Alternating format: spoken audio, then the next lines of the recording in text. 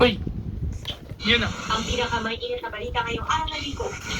Gurong nasugit sa bus accident na maraming paraan. Nakatakdang iburol. Ina naman sa mga kasamang gulo na nasaktan sa disgrasya, balik sa ospital dahil sa pananakit ng katawan. Warehouse ng Balikbayan Bank sa Bulacan, nabalot ang tensyon dahil ipinagdikil ang pag-pick up sa mga padala. Optional na pagsusuot ng face mask sa mga simbahan. Sinusunod na ba? 30 bahay sa Iligan City, nasunog, lola, nasawi. Improvised explosive device sa Sultan Kudarat, sumabog. Pinoy pop group na SB19 nagpakilig ng 80s sa Amerika. At speaking of Pink, ang inaabangang fan meet ni Korean superstar Ji Chang-wook.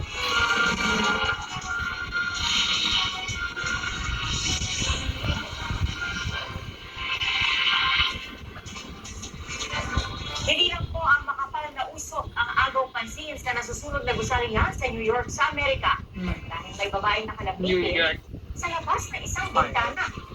Pilit siyang inaabot ng lalaking sumaklono. Nakaligtas kaya siya?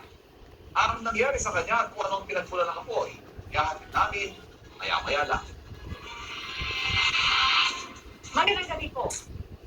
Nakatakdang iuwi ngayong araw at iburol sa Quezon City ang